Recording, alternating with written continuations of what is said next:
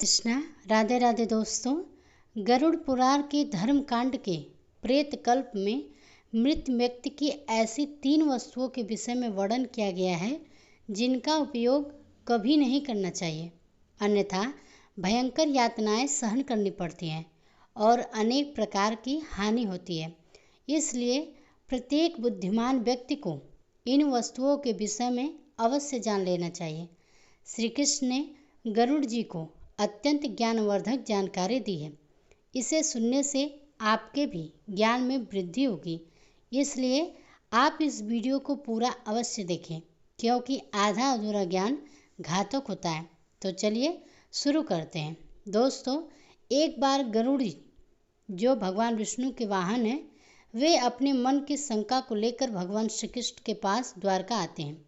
अपने प्रिय वाहन गरुड़ को देखकर भगवान श्री कृष्ण प्रसन्न होकर उनका स्वागत करते हैं और कहते हैं कि हे गरुड़, तुम्हारा द्वारका में स्वागत है।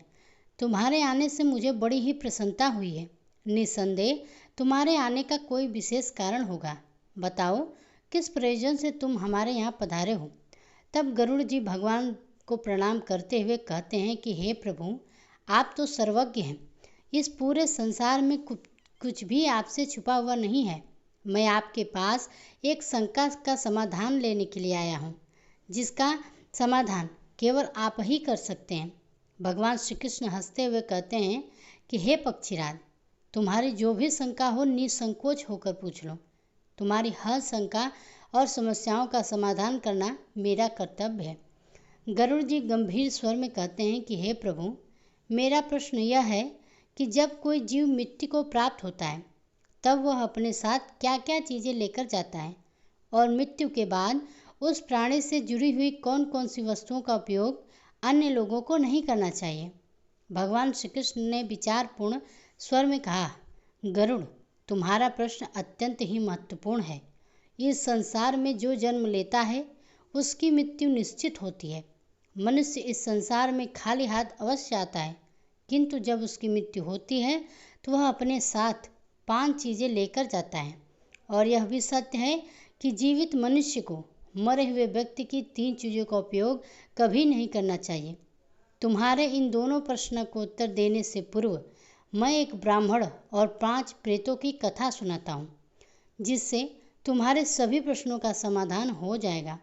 इस कथा को ध्यान से सुनना, क्योंकि इसके माध्यम से मानव जीवन के गूढ़ रहस्यों को समझा जा सकता है। इस कथा का श्रवण करने पर मनुष्य के कोटि कोटि पाप नष्ट होते हैं, इसलिए इस कथा का तुम प्रचार प्रसार करो। गरुड़ जी ने श्रद्धा से कहा कि हे प्रभु, मैं ध्यानपूर्वक आपकी कथा सुनने के लिए तैयार हूँ। कृपया मुझे वह पवित्र कथा सुनाइए। फिर भगवान श्री कृष्ण ने गरुड़ जी को वह कथा सुनानी शुरू कर दी। हे गरुड़, एक समय की बात है, मध्य देश में देव शर्मा नाम का एक गरीब ब्राह्मण रहता था। वह अत्यंत गुणवान और शास्त्रों में पारंगत था। उसने वेद और शास्त्रों का बड़े ही गहराई से अध्ययन किया हुआ था, किंतु वह अपने ज्ञान का कभी भी दुरुपयोग नहीं किया करता था। उसने अपने लिए कभी भी ज्ञान का उपयोग धन कमाने के लिए नहीं किया। अत्यंत गरीब होकर भी वह भिक्षा मांगकर ही अपना गुजारा चलाता था। फिर एक दिन वह ब्राह्मण वन में तपस्या करने के लिए जाने का विचार करता है। वह ईश्वर का ध्यान करने के उद्देश्य से वन में विचरण करने लगा। ब्राह्मण जिस वन में प्रवेश करता है उसका नाम विपिन वन था।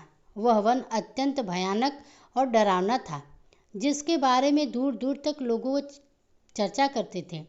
इस वन में प्रवेश करने की हिम्मत बहुत कम लोग कर पाते थे, क्योंकि वहाँ का वातावरण भी भय से भरपूर था।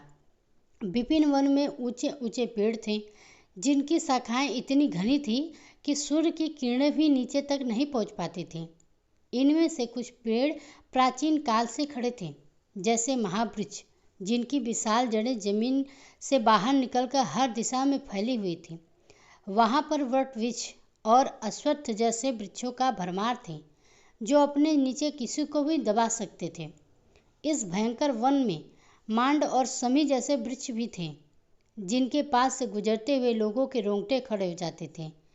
इन वृक्षों की शाखाएं मुड़ी और विकृत थीं।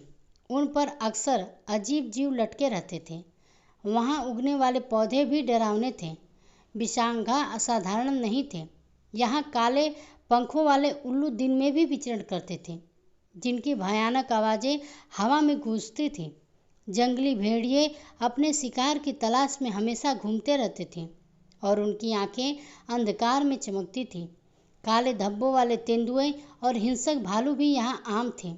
पक्षियों में शकुनी नाम गिद्ध और काली मैना पेड़ों पर बैठे दूर से आए लोगों को आतंकित करते थे। विपिन वन का सारा वातावरण ही अत्यंत रहस्यमय और डरावना था, जहाँ हर कदम पर मृत्यु का भय मंडराता रहता था। और चलते चलते वह एक अत्यंत प्राचीन वृक्ष के पास पहुँच जाता है। वह देखता है कि उस वृक्ष के नीचे 5 पिशाच खड़े हुए थे। वे सभी पिशाच उस जंगल से गुजरने वाले मनुष्यों का भक्षण करते थे। कोई भी मनुष्य उस मार्ग से जाता तो वे उसे पकड़कर खा लिया करते थे। पिशाच होने के कारण उनके अंदर धर्म का कोई अंश नहीं था। वे अत्यंत पापी और दुराचारी थे। वे किसी पर कभी भी दया नहीं करते थे। जब वह ब्राह्मण उस वृक्ष के पास आता है, तब वे पिशाच एक दूसरे से कहने लगते हैं, अरे वाह, देखो भाई, हमारे लिए आज ताज़ा ताज़ा भोजन आ रहा है। सबसे पहले मैं ही इस ब्राह्मण को खाऊंगा। इसका मांस तो कितना स्वादिष्ट होगा। यह ब्राह्मण केवल सात्विक भोजन ग्रहण करता होगा, इसलिए इसके शरीर में किसी भी प्रकार के रोग नहीं होंगे, कोई कीड़े और कृमि भी नहीं होंगे। इसका मांस खाने में बड़ा ही आनंद आएगा। हा हा हा हा। दूसरा पिशाच कहता है, इस ब्राह्मण का भक्षण तो मैं ही करूँगा। आज कई दिनों के बाद शिकार हाथ लगा है। इस प्रकार से वे पिशाच उस ब्राह्मण को खाने के लिए आगे आते हैं। लेकिन जब वह ब्राह्मण उन पिशाच को देखता है तो वह बिल्कुल भी भयभीत नहीं होता है। वह ब्राह्मण भगवान विष्णु का परम भक्त था और वह हर समय श्री हरि का नाम जपता रहता था, इसलिए उसे किसी से भी कोई भय नहीं लगता था। उन पिशाच को देखकर भी ब्राह्मण भयभीत नहीं हुआ और उन पिशाच को देखते हुए और उन्हें प्रणाम करने लगता है। कहता है कि हे पिशाच, तुम्हें नमस्कार है। उस ब्राह्मण का ऐसा विचित्र व्यवहार देखकर पिशाच हैरान हो जाते हैं। विष्णु भक्त ब्राह्मण के सानिध्य से उनके अंदर से भावना नष्ट हो जाती है और वे आश्चर्यचकित होकर उस ब्राह्मण की ओर देखते हैं और उस ब्राह्मण से कहने लगते हैं कि हे महात्मा, आप कौन हैं और इस वन में अकेले क्यों भटक रहे हैं? हम पिशाच को देखकर भी आपको जरा भी भय नहीं लगा। बड़े बड़े सूरवीर योद्धा भी हम पिशाच को देखकर थरथर कांपने लगते हैं। हमें देखकर लोग भागने लगते हैं, किंतु आपके मन में किसी प्रकार का कोई भय दिखाई नहीं पड़ रहा है। आपके सानिध्य में आने पर हमारी भूख भी समाप्त हो चुकी है। हम तो आपको भोजन समझकर प्रसन्न हो रहे थे और आपको खाने वाले थे। फिर वह ब्राह्मण कहता है कि हे पिशाच, मुझे आपसे बिल्कुल भी भय नहीं लग रहा है, क्योंकि मैं जानता हूँ कि भगवान हमेशा मेरे साथ हैं और उनकी इच्छा के बिना तो पेड़ का पत्ता तक नहीं हिलता। यदि मेरी मृत्यु आप पिशाच के द्वारा ही होनी है तो मुझे यह भी स्वीकार है। प्रभु ने मेरे भाग्य में जो लिख दिया है वह मुझे मंजूर है। यदि मुझे खाने से तुम्हारी तृप्ति होती है तो मैं इसे मेरा सौभाग्य समझूंगा। इस संसार के प्रत्येक प्राणी को सुख प्रदान करना, उनकी तृप्ति करना ही प्रत्येक मनुष्य का कर्तव्य है। पिशाच भी ईश्वर द्वारा बनाए हुए हैं, इसलिए मैं आपकी निंदा भला कैसे कर सकता हूँ। ब्राह्मण के ऐसे वचन से सभी पिशाच आश्चर्यचकित हो जाते हैं और उस ब्राह्मण से कहने लगते हैं कि हे ब्राह्मण देवता, आपके वचन अत्यंत सुंदर हैं, जिन्हें सुनकर हमारी तृप्ति हुई है। हम आपका भक्षण नहीं करेंगे। कृपया आप हमें बताइए कि आप कौन हैं और किस कारण से इस वन में भटक रहे हैं। वह ब्राह्मण कहता है कि हे पिशाच, मेरा नाम देव शर्मा है और मैं प्रभु की भक्ति करने के लिए इस वन में उचित स्थान खोज रहा था, किंतु आपको देखकर लगता है कि आप बहुत कष्ट में हैं। मुझे बताइए कि किस कारण से आपको पिशाच बनना पड़ा। यदि मैं आपकी कोई सहायता कर सकता हूँ तो अवश्य कहें। मैं अपने सामर्थ्य के अनुसार आपकी जो भी हो सके मदद अवश्य करूँगा। ब्राह्मण की बातें सुनकर सभी पिशाच सन्न हो जाते हैं और कहने लगते हैं कि हे द्विज श्रेष्ठ, आपको बार बार प्रणाम है। हम सभी पिशाच हमारे पाप कर्मों के कारण बने हैं। हमने हमारे पितरों का अपमान किया, इसी कारण से हमें पिशाच योनि प्राप्त हुई है। न जाने कब हमें इस पिशाच शरीर से छुटकारा मिलेगा। हमने मनुष्य रहते हुए भी बहुत पाप किए थे, और पिशाच बनकर तो हमने अनगिनत पाप किए हैं। कितने ही निर्दोष मनुष्यों को और प्राणियों को हमने मारकर खाया है। इसलिए हमें ऐसा लगता है कि हमें कभी पिशाच योनि से मुक्ति नहीं मिलेगी। फिर ब्राह्मण कहता है कि हे पिशाच, मैं आपकी व्यथा को समझ सकता हूँ। कृपया आप मुझे बताइए कि मैं किस प्रकार से आपको मुक्ति दिला सकता हूँ। मैं मध्य देश में रहने वाला देव शर्मा ब्राह्मण हूँ।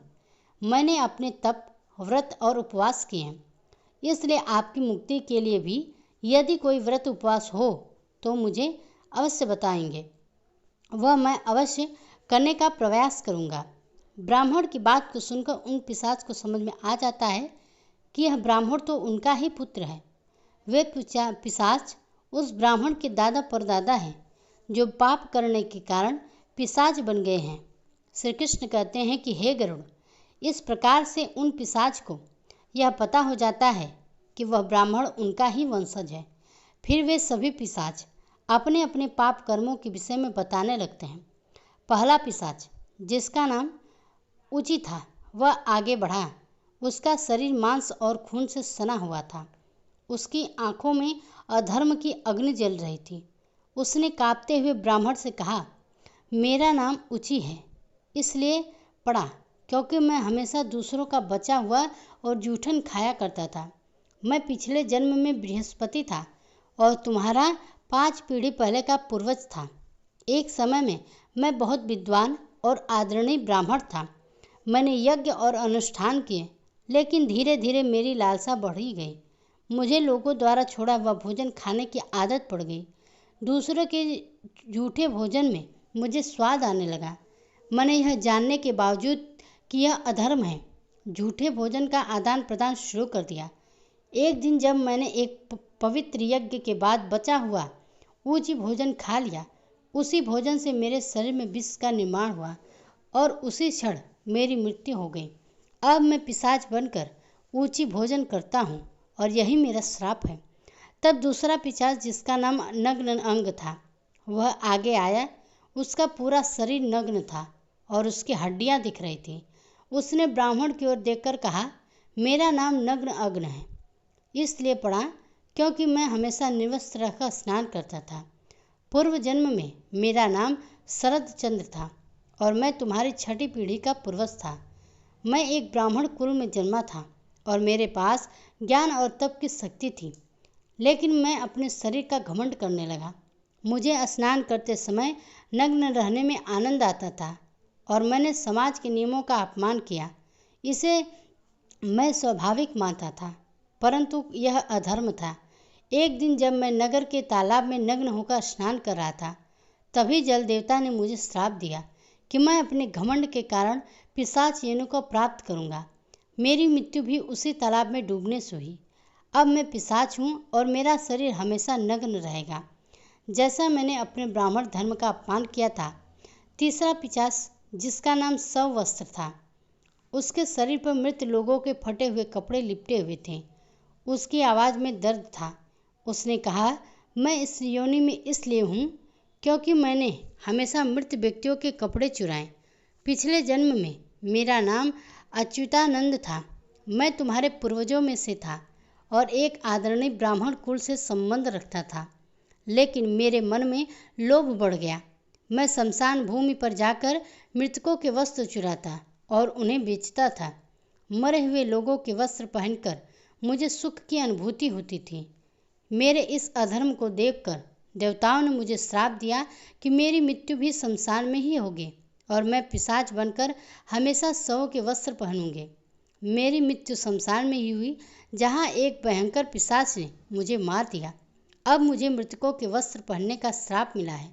चौथा पिशाच, जिसका नाम था अशौच, उसकी स्थिति इतनी गंदी और बदबूदार थी कि ब्राह्मण को सांस लेना कठिन हो गया था। अशौच ने कहा, मेरा नाम अशौच इसलिए पड़ा क्योंकि मैंने हमेशा अपवित्र और गंदी चीज़ों में खुद को लिप्त रखा। मैं पिछले जन्म में धर्मराज था और तुम्हारा पूर्वज था। मेरे जीवन में शुद्धता का कोई स्थान नहीं था। ब्राह्मण होते हुए भी मैंने अपवित्र जीवन बिताया। मैंने कभी अपने तन और मन की शुद्धता का ध्यान नहीं रखा। गंदे वस्त्र पहने और अपवित्र स्थान पर रहा। मैं स्नान नहीं करता था और यह सब जानकर भी मैंने धर्म के नियमों का पालन नहीं किया। मेरे इस पाप के कारण देवताओं ने मुझे श्राप दिया कि मैं अशुद्ध में लिप्त रहकर ही इस पिशाच योनि को भटक कर मेरी मृत्यु एक गंदे तालाब में डूबकर हुई। अब मैं इस पिशाच योनि में हूँ जहाँ मैं हमेशा पवित्र से घिरा रहता हूँ। अंत में पांचवा पिशाच कर्तव्य था। उसका मुख रक्त से लप्त था और उसके हाथों में मांस के टुकड़े थे। उसने भयावह हंसी के साथ ब्राह्मण से कहा, मैं कर्तव्य हूँ क्योंकि मैं मांस और रक्त का लोभी था। पूर्व जन्म में मेरा नाम सोमदेव था और मैं तुम्हारा ही पूर्वज था। मैंने ब्राह्मण होते हुए भी हिंसा और क्रूरता का जीवन अपनाया। मुझे मांसाहार और हत्या में आनंद आता था। मैंने कई निर्दोष प्राणियों का खून बहाया और उसका मांस खाया। मैंने अपने परिवार और समाज की मर्यादाओं का उल्लंघन किया। मेरे इस अधर्म के कारण मेरी मृत्यु एक मांसाहारी भोज के दौरान हुई। जब मैंने एक गाय का मांस खाया, देवताओं ने मुझे श्राप दिया कि हे वत्स, हम हमेशा ही उच्च वस्त्र पहनते थे, यानी कि गंदे मैले वस्त्र पहनकर ही हम भोजन, पूजा पाठ आदि कार्य किया करते थे। हमने हमेशा ही उच्च भोजन भी ग्रहण किया है। इसी कारण से हमारी यह दुर्गति हुई है। हम निर्वस्त्र होकर स्नान करते थे, जिस कारण से हमारे पितृगण हमसे रुष्ट हो गए। हमने कभी भी पितरों के लिए भोजन अर्पित नहीं किया। इसी कारण से हमें मृत्यु के पश्चात प्रेत बनना पड़ा।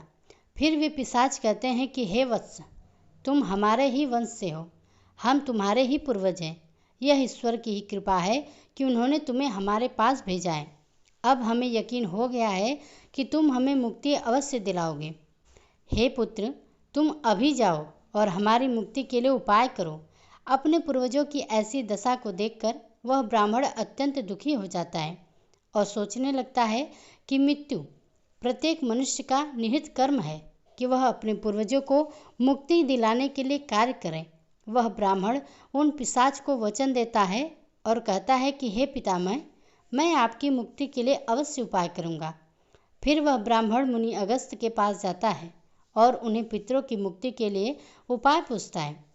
मुनि अगस्त उस ब्राह्मण को पितरों की मुक्ति के लिए किए जाने वाले तर्पण, श्राद्ध पिंड, दान धर्म आदि क्रियाओं के बारे में बताते हैं। फिर वह ब्राह्मण पवित्र नदी के तट पर जाकर अपने पूर्वजों के लिए वे सभी कार्य करता है जो मुनि अगस्त ने बताए। वह पहले नदी के पवित्र जल से तर्पण करता है, फिर नदी के तट पर बैठकर पिंडदान करता है और उससे जो कुछ भी हो सके उसी के अनुसार दान धर्म करता है। इस प्रकार से उस ब्राह्मण के द्वारा तर्पण और दान धर्म से वे सभी पिशाच मुक्त हो जाते हैं और स्वर्ग की ओर जाने लगते हैं। फिर श्री कृष्ण गरुड़ जी से कहते हैं कि हे गरुड़, इसलिए मनुष्य को कभी भी गंदे वस्त्र नहीं पहनने चाहिए, अर्थात मैले कपड़े नहीं पहनने चाहिए। कभी भी झूठा भोजन ग्रहण नहीं करने चाहिए। जमीन पर पड़ा हुआ भोजन, दूसरों के द्वारा लांघा हुआ भोजन तथा पितरों को अर्पण किए गए बिना भोजन आपको नहीं करने चाहिए। हे गरुड़, अब मैं तुम्हें मृत व्यक्ति की उन वस्तुओं के विषय में बताता हूँ जिनका उपयोग जीवित मनुष्य को कभी नहीं करना चाहिए, इसलिए तुम ध्यान से सुनो। हे गरुड़, इस संसार में जन्म लेकर कई भौतिक सुखों के मोह में पड़ जाता है। मृत्यु के बाद भी उसका उन वस्तुओं के प्रति मोह नहीं छूटता है। जब तक कुछ मनुष्य सांसारिक वस्तुओं का मोह त्याग कर संपूर्ण रूप से ईश्वर को अपना नहीं लेता, तब तक वह अलग अलग योनि में जन्म लेकर पृथ्वी लोक पर ही भटकता रहता है। कभी कभी यह मोह इतना अधिक हो जाता है कि वह मृत्यु के बाद भी इसी पृथ्वी लोक पर भ्रमण करता है, अर्थात वह प्रेत योनि को धारण करता है।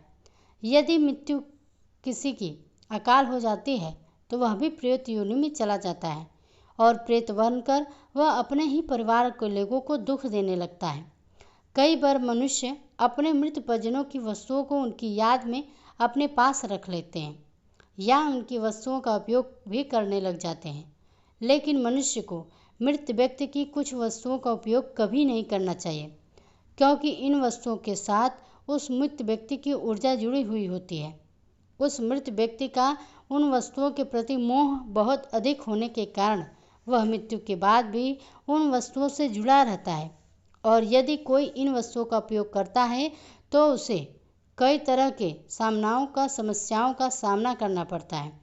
यह मृत व्यक्ति उसे कई प्रकार के कष्ट देने लगती है। इसलिए किसी भी मनुष्य को मरे हुए व्यक्ति की चीज़ें इस्तेमाल नहीं करनी चाहिए। मनुष्य चाहे तो उन वस्तुओं को संभाल कर अपने घर में रख सकता है अथवा उन चीज़ों को नदी में प्रवाहित कर सकता है, लेकिन भूल से भी उन वस्तुओं का इस्तेमाल नहीं करना चाहिए। उस मृत आत्मा की शांति के लिए मनुष्य उस व्यक्ति की प्रिय वस्तुओं को दान करता है तो यह भी बहुत ही शुभ होता है। सबसे पहली वस्तु है मृत व्यक्ति के कपड़े। मृत व्यक्ति के कपड़े का कभी भी इस्तेमाल नहीं करना चाहिए। उन्हें भूलकर भी पहनना नहीं चाहिए। ऐसा करने से मृत व्यक्ति की आत्मा उस व्यक्ति से जुड़ जाती है। जो इनका इस्तेमाल करता है, मृत व्यक्ति की यादें उस व्यक्ति को सताने लग जाती हैं। जो उनके कपड़ों का इस्तेमाल करता है, जिस कारण वह व्यक्ति मानसिक और शारीरिक रूप से कमज़ोर हो जाता है, उस व्यक्ति को अपने मृत परिजन की ऊर्जा का एहसास होने लगता है। इसलिए मृत व्यक्ति के कपड़े कभी भी नहीं पहनने चाहिए। मृत व्यक्ति के कपड़े हमेशा दान में देने चाहिए, जिससे कि उसकी आत्मा को शांति प्राप्त हो। दूसरी चीज़ है मृत व्यक्ति के गहने। मृत व्यक्ति के गहने भी उसके कपड़ों की तरह ही उसके ऊर्जा के स्रोत होते हैं। मृत व्यक्ति को अपने गहनों से लगाव कपड़ों से भी कई गुना ज़्यादा होता है, क्योंकि प्रत्येक व्यक्ति गहने को खुद को सुंदर प्रतीत करने के लिए पहनता है, लेकिन जब व्यक्ति की मृत्यु हो जाती है तो उसके गहने कोई दूसरा पहन लेता है। तब मृत व्यक्ति की आत्मा असहज महसूस करने लगती है। वह आत्मा उस व्यक्ति को परेशान करने लग जाती है। आत्मा मोक्ष की राह पर न जाकर इसी मृत्युलोक में अपने ही परिजनों को परेशान करने लग जाती है। इसलिए मृत व्यक्ति के गहनों का कभी भी इस्तेमाल नहीं करना चाहिए। व्यक्ति के मृत्यु के बाद उसके गहनों को माला बनाकर उसके जीवन में पुण्य की कुंजी होती है। मृत्यु के बाद व्यक्ति की माला को कभी भी जीवित मनुष्य को धारण नहीं करना चाहिए। उसकी माला को पवित्र नदी के जल में प्रवाहित कर देना चाहिए। पवित्र नदी उस मृत व्यक्ति के सभी पुण्य को बहाकर स्वर्ग में ले जाती है। श्री कृष्ण कहते हैं कि हे गरुड़, मृत्यु के बाद मनुष्य अपने साथ केवल पाप और पुण्य लेकर जाता है। सभी भौतिक वस्तुओं को यही छोड़ जाता है। इसलिए उसे कभी उन वस्तुओं के प्रति अत्यधिक मोह नहीं करना चाहिए। श्री कृष्ण कहते हैं कि हे गरुड़, मृत्यु के बाद आत्मा के साथ कुछ ऐसी चीज़ें होती हैं जो अगले जन्म में साथ जाती हैं। यह चीज़ें आत्मा के कर्म और इच्छाओं से जुड़ी होती है। अब मैं तुम्हें उन 5 बातों के बारे में विस्तार से बताऊंगा। भगवान श्री कृष्ण कहते हैं कि कामना वह पहली चीज़ है जो आत्मा के साथ मृत्यु के बाद भी रहती है। मृत्यु की कामनाएं उसे नया शरीर धारण करने के लिए प्रेरित करती हैं। कामना एक ऐसी शक्ति है जो आत्मा को लगातार नए शरीर की खोज लगाए रखती है। जब एक व्यक्ति की मृत्यु होती है तो उसकी इच्छाएं उसके साथ जाती हैं और यह इच्छाएं उसके नए जन्म में पुनः कार्य करती हैं। कामनाओं को एक प्रकार की चंचल ऊर्जा माना जाता है जो आत्मा को सांसारिक जीवन के चक्र में बांधे रखती है। अगर मनुष्य अपनी सभी इच्छाओं का त्याग कर देता है तो उसे मोक्ष की प्राप्ति होती है। इसलिए कहा गया है कि मृत्यु के समय अपनी इच्छाओं का त्याग करना अत्यंत ही महत्वपूर्ण है। जो लोग मृत्यु के समय अपनी इच्छाओं को साथ लेकर जाते हैं उन्हें पुनः जन्म लेना पड़ता है, क्योंकि उनकी कामनाएं उन्हें अगले जीवन के लिए प्रेरित करती हैं। तब श्री कृष्ण आगे कहते हैं कि दूसरा है वासना। कामना का ही एक उन्नत रूप है। वासना वह है जो मनुष्य को इंद्रियों के सुख और भोग की ओर आकर्षित करती है। यह एक ऐसी लालसा है जिसका कोई अंत नहीं है। मृत्यु के समय भी अधिकांश लोग वासना से मुक्त नहीं हो पाते। यह वासना सांसारिक वस्त्रों, धन, परिवार और भोगों के प्रति आकर्षण को बढ़ाती है। वासना इतनी शक्तिशाली होती है कि यह मृत्यु के बाद भी आत्मा के साथ रहती है। वासना का उदाहरण विष्णु पुराण में राजा भरत की कथा में मिलता है। राजा भरत ने एक हिरण के बच्चे से अत्यधिक प्रेम किया और उनकी वासना इस बच्चे के प्रति इतनी प्रबल थी कि मृत्यु के समय भी वे उसी हिरण के बारे में सोचते रहे। परिणाम स्वरूप उन्हें अगले जन्म में हिरण की योनि प्राप्त हुई। यह दिखाता है कि वासना आत्मा के बंधनों को बांधे रखती है। मन की शांति और ज्ञान से ही वासना से मुक्ति मिल सकती है। कहते हैं कि कर्म मनुष्य की सबसे महत्वपूर्ण धरोहर है, जो उसके साथ मृत्यु के बाद भी जाती है। मनुष्य जीवन में जो भी कार्य करता है, अच्छे या बुरे कर्म, वे उसके अगले जन्म में फल देते हैं। मनुष्य के समय आत्मा द्वारा किए गए सारे कर्मों का लेखा जोखा होता है। अगर किसी व्यक्ति ने अच्छे कर्म किए हैं तो उसे परलोक में सुख और शांति मिलती है और अगले जन्म में उसे समृद्धि प्राप्त होती है। वहीं अगर उसने बुरे कर्म किए हैं तो उसे नरक या दुखदायी जीवन की प्राप्ति होती है। यही कारण है कि हमारे धर्म शास्त्रों में कर्म को अत्यधिक महत्व दिया गया है। कर्म की गति इतनी अद्भुत होती है कि यह 7 जन्मों तक आत्मा का पीछा करती है। इसलिए मनुष्य को सदैव पुण्य कर्म करने का प्रयास करना चाहिए। भगवान श्री कृष्ण चौथी चीज के रूप में कहते हैं, कर्ज का उल्लेख करते हैं। वे कहते हैं कि कर्ज एक ऐसी वस्तु है जो मृत्यु के बाद भी आत्मा का पीछा करती है। यदि कोई व्यक्ति जीवन में किसी से आरण लेता है और उसे चुकाए बिना मर जाता है तो वह कर्ज अगले जन्म में भी उसके साथ रहता है। कर्ज आत्मा पर एक प्रकार का बंधन बनाता है और जब तक यह चुकाया नहीं जाता, आत्मा इससे मुक्त नहीं हो सकती। मृत्यु के बाद उस आत्मा को परलोक में कर्ज चुकाने के लिए दंड दिया जाता है।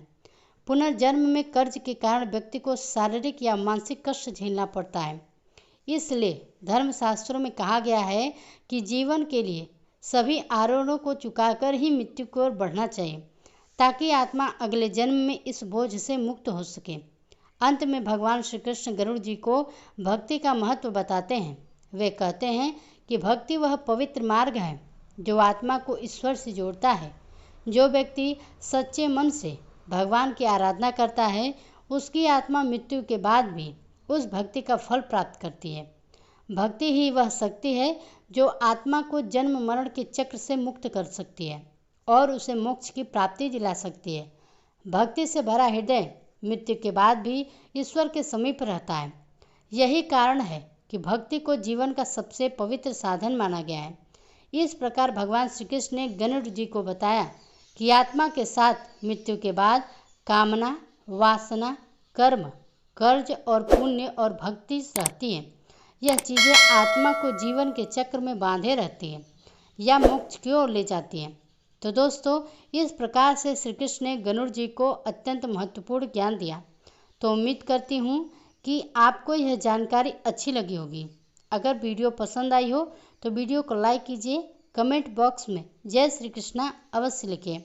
अगर इसी तरह के और भी कथाओं को सुनना चाहते हैं तो हमारे चैनल को सब्सक्राइब जरूर कीजिए।